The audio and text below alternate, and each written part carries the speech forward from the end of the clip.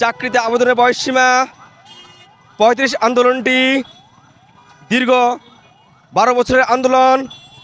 এই আন্দোলন করতে গিয়ে আমাদের ভাই বোনেরা, সহযোদ্ধারা হামলা মামলার শিকার হয়েছে। এই আন্দোলন করতে গিয়ে জেল খেটেছে আমার অনেক ভাই বোনেরা। এই আন্দোলন করতে গিয়ে রক্তাক্ত হয়েছে আমার সহযোদ্ধারা।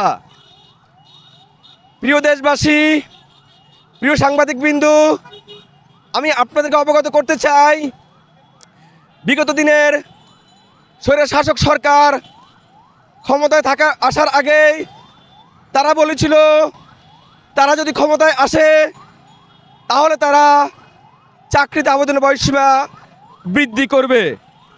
কিন্তু অতীব দুঃখের বিষয়, বিগত স্বৈরশাসক সরকার ৩০ লক্ষ শিক্ষার্থীদের সাথে এক ধরনের প্রহসন, এক ধরনের তালবাহানা, এক ধরনের প্রতারণা করেছে।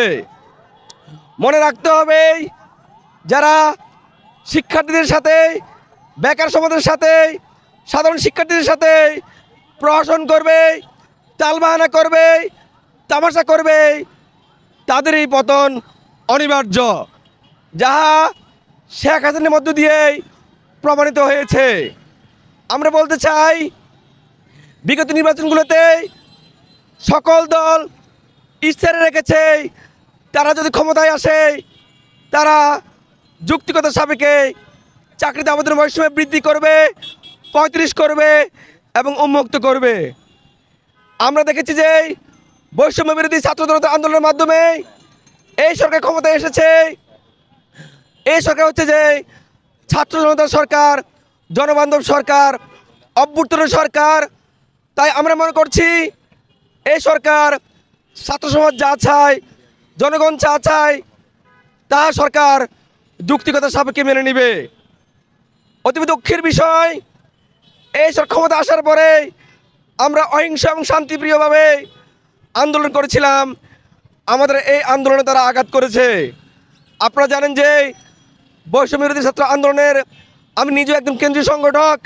এখানে যারা আছে তারাও এই আন্দোলনে অংশগ্রহণ করেছিল। আমি ২-৩টি কথা বলে শেষ করব। প্রিয় সাংবাদিকবৃন্দ, আপনারা জানেন যে আগামীকাল আমরা এই রাজু ভাস্কর্যে সমাবেশের আয়োজন করেছি। আমাদের উদ্দেশ্য হচ্ছে যে সুপারিশ কমিটি এই সরকার ক্ষমতা আসার পরে যখন আমরা আন্দোলন করেছিলাম তারা এই সমাধানের লক্ষ্যে একটি সুপারিশ কমিটি গঠন করেছিল, একটি সংস্কার কমিটি গঠন করেছিল। তাদের প্রথম কাজ ছিল যে আবেদনের বয়সসীমা বৃদ্ধির বিষয়টি সমাধান করা। সংস্কার কমিশন যুক্তিগত সাপেক্ষে তথ্য নিয়ে তারা সুপারিশ করেছে মেয়েদের ক্ষেত্রে ৩৭ এবং ছেলেদের ক্ষেত্রে ৩৫ যেন চাকরিতে আবেদনের বয়সসীমা করে দেওয়া হয়। কিন্তু আমরা দেখলাম দুঃখের বিষয়, হঠাৎ করে কোনো একটি গোষ্ঠীর কথা শুনেই, মাত্র কয়েকজন সমন্বয়কের কথা শুনেই সরকার ৩২ দিয়ে প্রজ্ঞাপন জারি করেছে। কিন্তু কারা ৩২ চাইলো আমরা এখনও সেটাও জানি না। কাদের সাথে বসে ডিবেট করলো আমরা এখন সেটা জানি না। আমাদের প্রধান উপদেষ্টা ডক্টর মোহাম্মদ ইউনূস বলেছেন ছাত্রদের সাথে বসে আলোচনা করে ৩২ প্রজ্ঞাপনটি জারি করা হয়েছে। আমি বলতে চাই, যারা আন্দোলন করেছে তারা এ বিষয়ে অবগত নয়। আমরা আন্দোলন করছি, আমাদের সাথে ৩০ লক্ষ শিক্ষার্থী রয়েছে, দেশের জনগণ রয়েছে। কাদের সাথে আলোচনা করে ৩২ প্রজ্ঞাপন জারি করা হলো? আমরা ৩২ প্রজ্ঞাপনকে সম্পূর্ণভাবে বয়কট করেছি।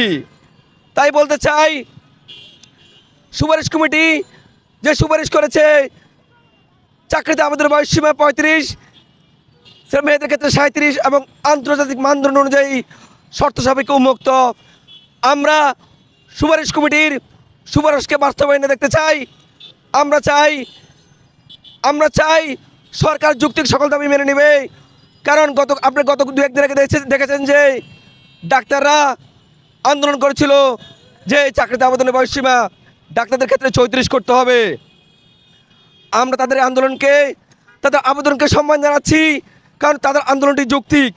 কিন্তু এটাও দেখতে হবে আমরা যারা আন্দোলন করছি আমাদের এই আন্দোলনের সময় 12টি বছরে বিগত সরকার আমলে আমাদের ভাই বোনেরা 5 থেকে 7 বছর শাসন জোটে পড়েছে।